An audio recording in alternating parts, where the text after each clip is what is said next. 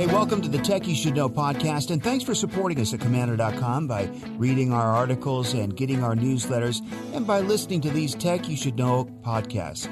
Just in case you missed this show a while back, we're grabbing one of our finest podcasts of the year. We'll be back soon with all new podcasts for you. Meanwhile, Merry Christmas, and a sincere thank you for all you do to support us at Commander.com.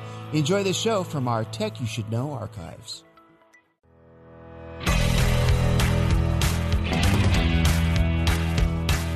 It's 2020. I know. We'd all like to do a Control, Alt, Delete, and reboot. The economy's bad. COVID and masks have become political. So many people are out of work. Our elderly and vulnerable are feeling removed from society. So many businesses are folding. Social distancing and curbside pickup are now part of our lexicon. Parents are homeschooling their kids and realizing that the kids' teachers lied when they said that the kids were a pleasure to have in class. Things may never go back to normal, whatever normal ends up being once we have a vaccine for the coronavirus. But there are a few silver linings. Schedules aren't as crazy as they used to be. No more business trips for parents or late nights or weekends at the office. Kids, they're not overscheduled with soccer, piano lessons, scouts, clubs, volunteer work, and other activities so that they can get into a great college someday. And families are just spending a lot of time together and getting to know each other better. It's also a time when so many of us are reflecting upon what it means to be a working professional, what it means to be in business. Now, I have to tell you, I used to think that it wasn't really possible for us to run a national radio network with everyone working from home. I'll tell you, I was wrong. I was so very wrong. We've been doing just this since we all started working from home at Westar in March of 2020. And we are in the middle of a fundamental shift in our workforce. So whether you work for someone else or you own your own company, you have to know where we're headed. As I've always said, if you don't innovate, you evaporate. And to do that the right way, you have to let the data speak to you. You cannot just go by your gut. And to get the facts, I tapped into LinkedIn. You probably have a professional profile on LinkedIn.com right now. Over 600,000 people do. It's a great place to network, make new connections. We're going to be talking with Dr. Guy Berger, the principal economist of LinkedIn.com, about where are the best places to find a job and what kind of skill sets do you need.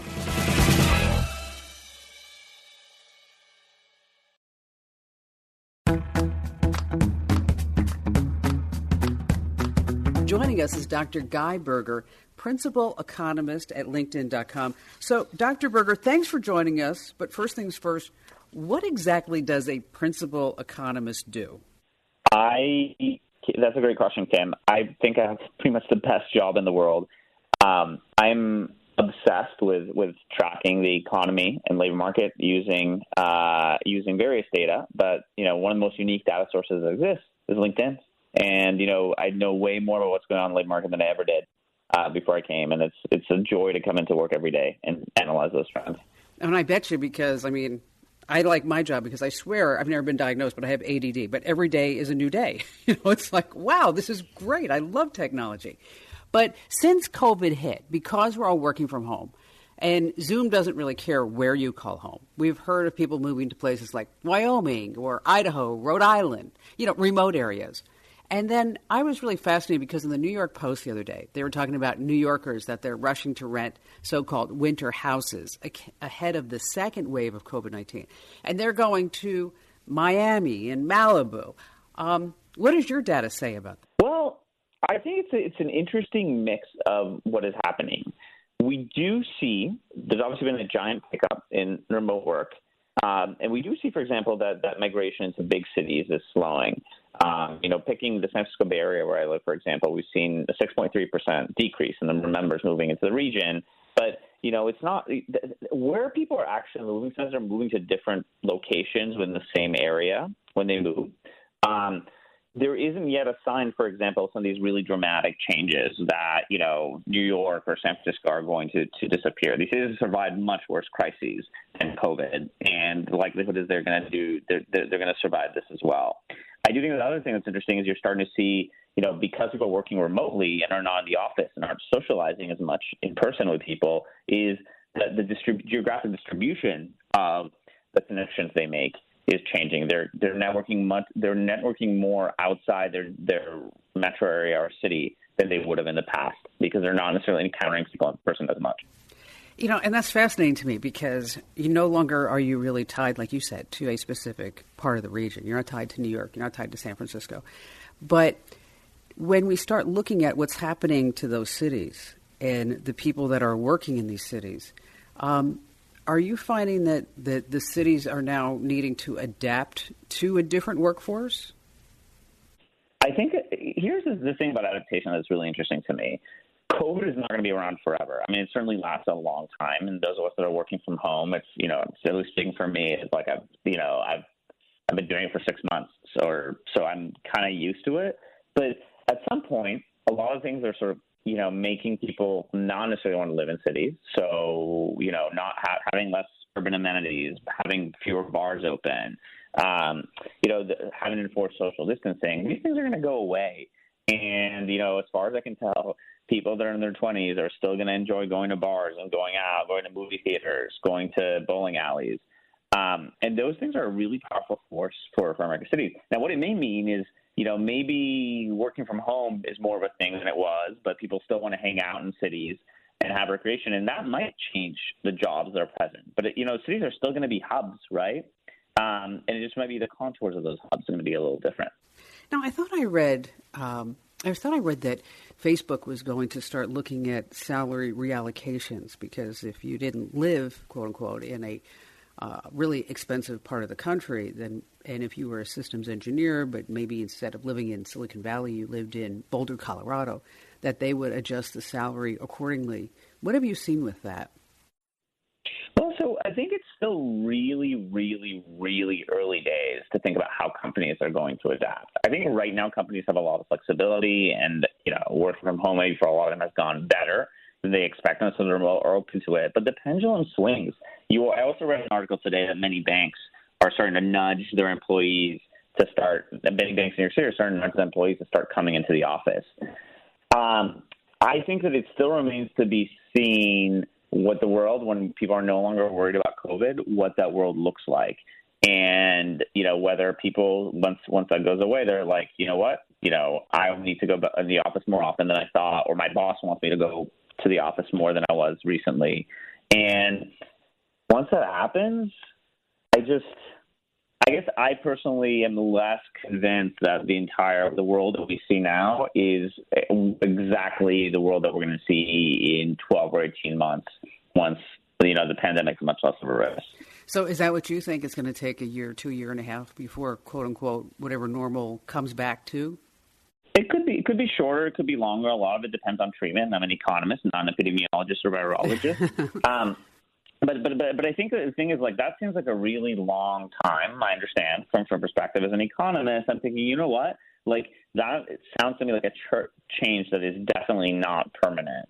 And that, the world that we look at, in 2023 or 2022 might actually look not so different than the world that we had in 2019 or 2020.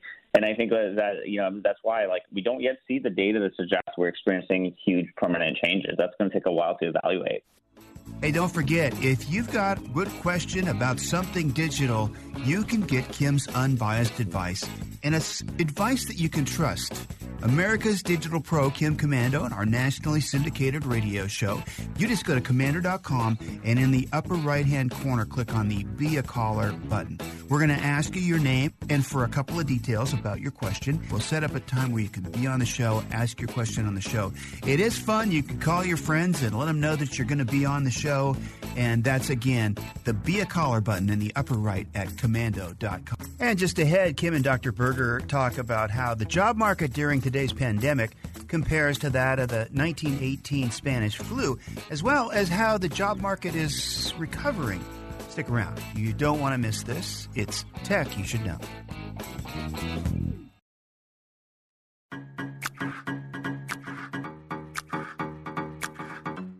So is there any correlation, Doctor, with what we're going through now? Because so many of the news media folks, they say, well, this is like what we went through in the 1918 Spanish flu. Do you see any correlation with the data and the recovery times and what people were doing? Obviously, totally different economic scene, totally different environment, no technology, nothing. But is there any correlation with that?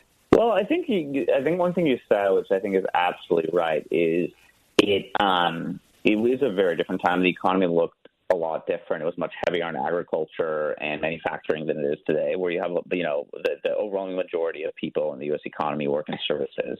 I think back in 1918, 1919, I don't know who, if anybody, could have been working remotely, for instance. So I think I'll just give you a hint of how much has changed. I also think this is, this is a very serious illness that it does not match the severity of that illness as well. But I guess what I would throw out there, just thinking about how this is going to impact things, how it compares to last time, is if I go back and think to what I learned in high school and U.S. history, we spent a lot of time on the Roaring 20s. We spent a lot of time on World War I. My recollection is I don't even remember when we discussed the 1918, 1919 flu. And if we did, it was like an asterisk. We barely spent time on it. And my only perspective there is this was an extremely severe event that, as far as in retrospect, at least the history books, rightly or wrongly, basically spend very little time on, at least at the high school education level. That kind of suggests that these things are somewhat less durable in like the public imagination that they feel at the time.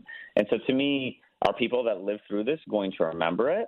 Yes, but I think in terms of like it's going to have this gigantic impact on history and going to radically change the economy, 20, 30 years out. It didn't happen last time with an even more severe event. And that's really an interesting perspective, because when you were saying that, I was thinking to myself, you know what? I really don't remember hearing about the Spanish flu. Like you were right, like it's an asterisk. It wasn't really like, the Roaring 20s and the flappers and the music. And then we got into the Depression. It wasn't really, oh yeah, there was the flu too. And let's talk about, I'm certain that you're tracking hiring data. Obviously, small businesses have had the biggest impact. What do you see the recovery time for that? It's a really good question. So I think that I'd say a few things are true. The first one is upfront. Economists were very pessimistic back in April and May about the prospects for recovery. And I think it is true that the recovery started earlier and has been somewhat stronger both in the U.S. and abroad in terms of hiring than a lot of economists thought. I think we're still, quite a bit below in terms of hiring flows relative to where we were before the pandemic hit. But we're also closer, I think, to back to where we thought we were. I think we're down something around 10% relative to year-ago levels. We're closer than I think a lot of people anticipate at this point. I think there's a separate question, which is how – is this really fast pace of recovery that we sort of see, relatively fast pace of recovery we saw during the spring and early summer going to continue, or is it going to slow down dramatically? And I think, there are reasons to be worried about that. As far as small businesses, what was interesting to me about our hiring data was they took a hit earlier and faster than bigger businesses. And I think, initially we were really worried about them. And I think there's still stories about a lot of distress in small businesses, whether some of them are struggling to stay above water, worried about layoffs. But at the same time, I'll just throw out there that we've seen the recovery, just like the decline in hiring in small businesses was faster, the turnaround was faster. I think you could kind of think about it as like if you're running a large enterprise, it's a little bit like, trying to reorient a fuel tanker, right? You turning down, reducing hiring it takes a while because a lot of internal processes and the bureaucracy takes time to ramp up again once things get better. Whereas in a small business, it's easy to turn off the hiring tap, and it's also easier to turn it back on once business prospects improve. So it's just really interesting to me that we've seen this, this segment looked really pessimistic back in March, April, improve so dramatically since then. So. Yeah, that's a really good point, because I didn't really think about that, because obviously I have a small business, right? At our peak, we have 40 employees. And when COVID hit, we had to get rid of the entire video production team. Okay, well, that was a big portion of the staff, because we did a weekly Bloomberg television show, and you can't really social distance, in a small TV studio. But I have to tell you, the team that remained and is still here, we've hired, I think, 2 people since then, that they're doing phenomenal. I never would have thought that everybody could have moved and pivoted so easily and so quickly. We had a couple of people just through attrition saying like they really weren't prepared to work at home, because it's a different psychological aspect. And whereas they thought they could handle it, they were like, no, they really weren't disciplined enough to do that. But being a small company, and obviously we're not in the restaurant industry, we're in the broadcast industry, and because of technology, it allows us to do a lot of this at home, just like, when we were setting up and getting ready for your interview. I mean, I'm pulling out the Comrex and the Memorex and hooking everything up and getting a microphone out of the cabinet and putting it in. And, whereas, a year ago, I probably would have called Mike and said, hey, Mike, can you figure this out? Can you do this for me? But now it's just second nature because I can do all this stuff. Doesn't mean that we never need Mike, and we don't need Mike. It just means that our skill sets have accelerated, and so it's a lot more hands-on. Now, when we're looking at hiring data, is there a huge difference between large corporations? Because everybody, you see these lists about, here's 100 companies that are hiring remotely versus small companies. Well, I think the key difference, and actually, I really enjoyed your story because I think that's actually one of the things that is happening in the labor market. We're seeing this sort of like, this recovery to some extent is there's actually a lot of adaptation going on in the labor market. A lot of companies that on March 5th were saying, wow, there's no way we can do things remotely, and then have, over time to figure out more fixes, some technological, some non-technological, to adapt. And I think that's sort of what we're seeing. If this goes on for a long time, we're going to see more and more adaptation. It's just people are like that. We're very resourceful, and just give us enough time and we'll figure it out. And think of ways to like generate economic and social value that nobody even ever thought of before the pandemic. So I think that's kind of what you're telling us is a microcosm of that, right? It's like people reskill, they find new things they can do. And I think that's just we've always been with human history and the economy going back to God knows when. But I think thinking back to your question about business sizes, yeah, as I said, small businesses, somewhat interestingly, are the ones that really recovered hiring the fastest. Not something that I would have anticipated back in April when they were doing more poorly, but for sure. And I think that medium and large businesses have been slower to ramp up hiring. Hiring in large and medium businesses is still down by, give or take, about 20% versus small businesses that are much more closer to where they were pre-COVID.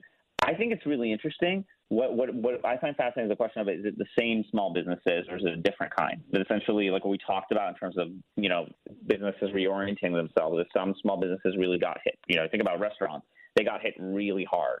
And a lot of them probably, unfortunately, might not have survived or maybe still be in trouble. And there are other small businesses, starting a small business when you spy a niche that presents economic opportunity, even in the midst of a pandemic, as long as you have the resources, you can do it. And so simultaneously, while one group of small businesses is really struggling, the other one's just rocketing up and scaling up. And the question to me, I guess, then think about it, let's say we're right. And some point in whether it's 12 or 18 months, vaccine is widespread, or there's really good treatment, people are no longer worried. Does the economy essentially have to do the reverse? Then suddenly you're like, well, now I'm going to really start a bunch of restaurants. And some of these new companies that are sort of very well tailored to the COVID world, suddenly actually that opportunity shrinks because, there's people want to go back to the gym in person or all sorts of things that right now they're maybe not super comfortable with. It reminds me of a gentleman that I had on the air. His name's Aaron, and he owns Mr. Holmes Bakehouse. Okay. When COVID hit in March, April, he was supplying all the bread to, say, 80% of the restaurants in Los Angeles. He had just opened up a baking facility and a distribution center in San Francisco, and he was eyeing Singapore and Hong Kong next. Okay. So his business is thriving. He's doing, I think he told me he was doing between $3 and $4 million a year in bread in Los Angeles. Okay. He's got 65 employees. Okay. Now, suddenly, restaurants close overnight, right? So what does this guy do? I think it's a phenomenal story of innovation in that he calls his employees in and he says, okay, well, here's the whiteboard. We have to figure out what we're going to do. Because if everybody wants their jobs, obviously we're not baking bread for the restaurants. And on the whiteboard, they start thinking of various ideas. Well, what he ends up doing is selling a yeast kit to make your own bread. And it's a living yeast. And so once you sell it, then you keep making bread and keep bread, making bread. I'm not a baker, obviously. Okay, I'm a geek. But what I thought was innovative is that he put this up on Spotify, and at some points he was doing 25,000 orders a day and making $100,000 sometimes every couple of days, whereas before, he could have just folded. But it's the innovation that I think, and like you said, the adaptation of being able to move so quickly with a small business, which I'm just fascinated by people's ability to do that. I had a guy on the air with me. His name was Steve Walsh. He was a bartender in Boston. Okay, he's an Irishman. Okay, so what he would do is he'd have trivia night at the bar in Boston 3 or 4 nights a week. Well, COVID hits, no bar, no trivia. Steve takes his business online and has Walsh Trivia and does 2 Walsh Trivia games a day, charging $500 a game. Okay. Okay, I love that. I just think it's so great. Hey, if you love this digital stuff and you love to be on the cutting edge of what's going on, sign up for Kim's Breaking Tech News. So we've got security alerts, we've got data breaches, and much more digital know-how. It's the free Komando newsletters. You can get yours, again, free at komando.com, which is Komando. And on the top, click on the Get the Newsletters button, and you got them. And just ahead, specific tips and skills for you to focus on while job hunting during this pandemic. It's definitely tech you should know.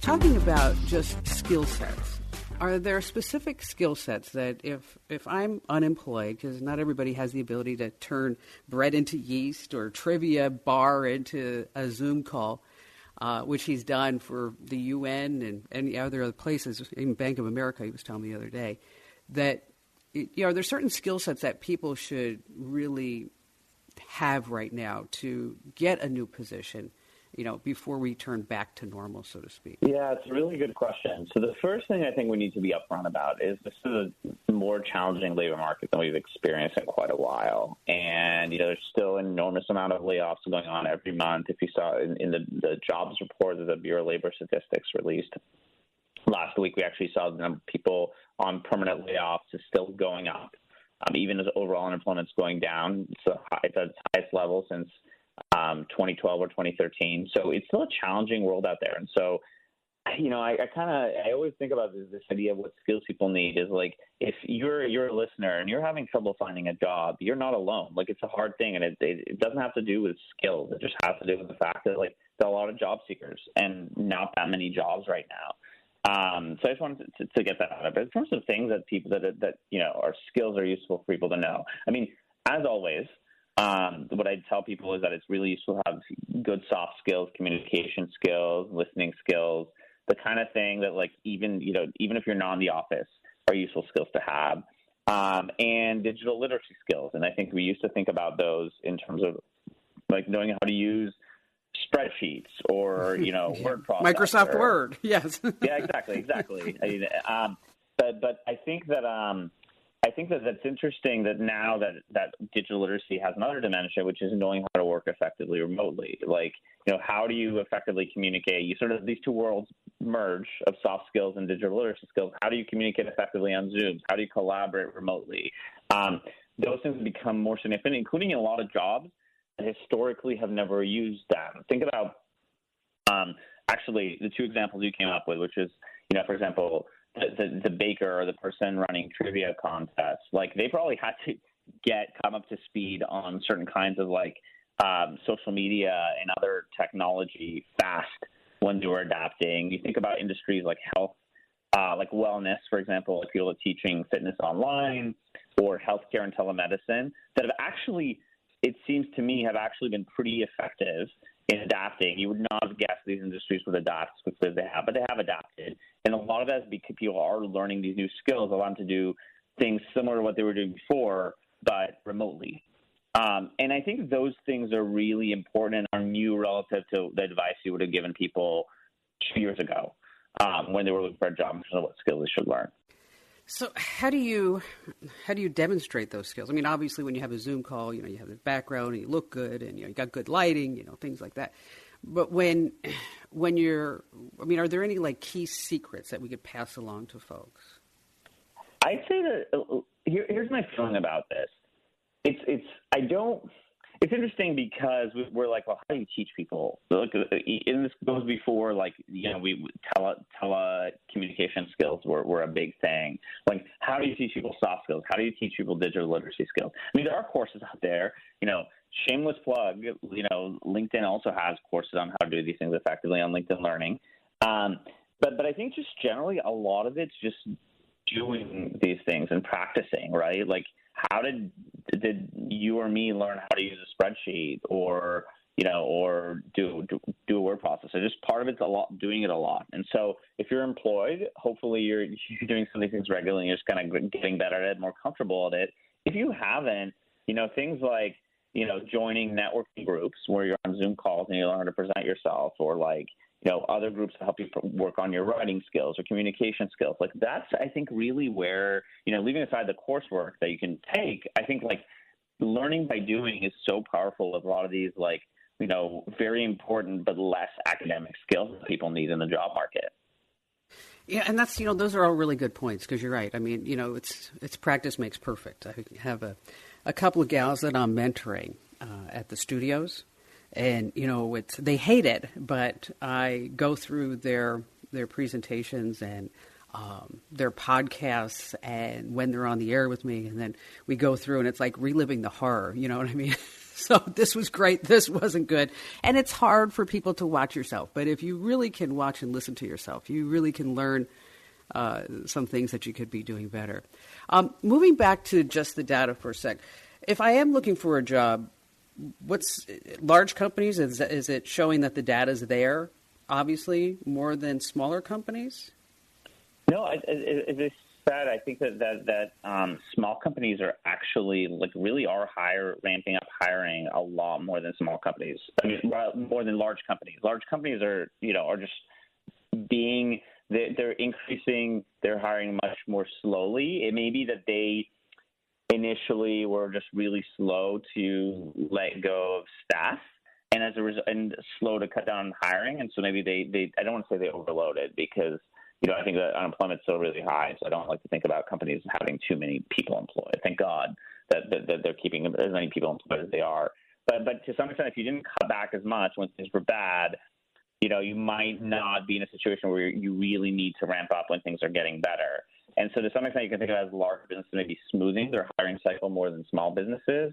It may also be that you haven't had much of a pivot from those. I mean, with a small company, you can pivot what you're doing very radically and just cut one sort of staffing hiring that you're doing, ramp up another one quickly. And with a big company, you can't just say, you know what, we were making toaster ovens yesterday, and now we're going to switch to ventilators, right? Like, it's hard. Like, that might be difficult, and you have this big legacy of what you've been doing that's still happening, and so that slows the degree to which hiring can be super cyclical. And so I think right now, essentially, where's hiring picking up the most? It's picking up with the small businesses that we track. That's interesting. That I could see that, because like we talked about in the beginning, that we're not going to have this mass exodus out of our major cities.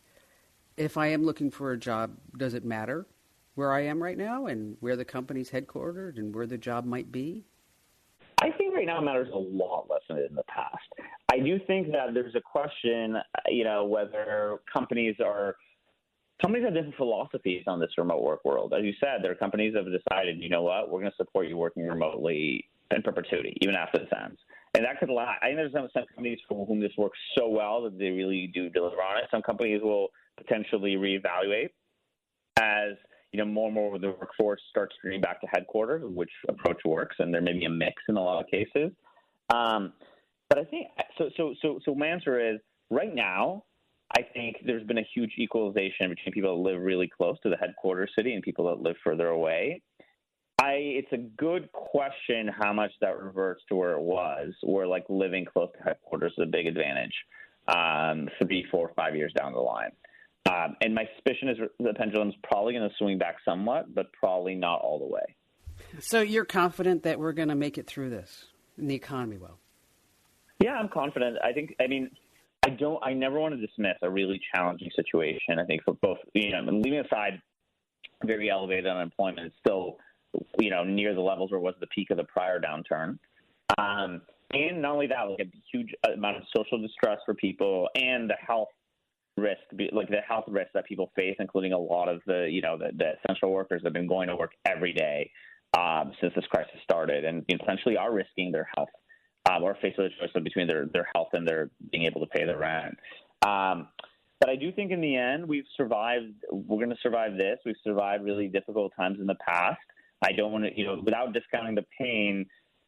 We're really human beings are really resilient, and Americans are really resilient. And I think that we're going to, if we're fast forward 10 years, this is going to be in the rearview mirror. Dr. Berger, thank you so much for sharing your insights with all of us. That was really great stuff. No, thank you so much for having me here. Hopefully your listeners find this useful, and it's been a real pleasure. With almost 30 million Americans filing for unemployment, so many people are searching for work. And the way that people are getting hired is changing. For example, online retail giant Amazon has created a free, first-of-its-kind virtual career fair that could help you land a six-figure job and one-on-one career coaching. It happens on September 16th, in just a few days. And just like a regular in-person job fair, there are workshops and speakers. Amazon plans on hiring 33,000 new corporate and tech workers at an average compensation. This is just average, get this, $150,000 a year, which includes salary and stock.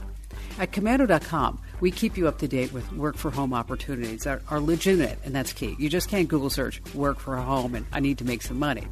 What I'd like you to do is go to Komando.com and use the search on our site with this special phrase, looking for a job. That's right. Just go over to Komando.com and use the phrase, once again, looking for a job. I'd like to thank Dr. Guy Berger from LinkedIn for sharing his time with us. It was great to have him with us. And full disclosure, LinkedIn is an advertiser on my national radio show.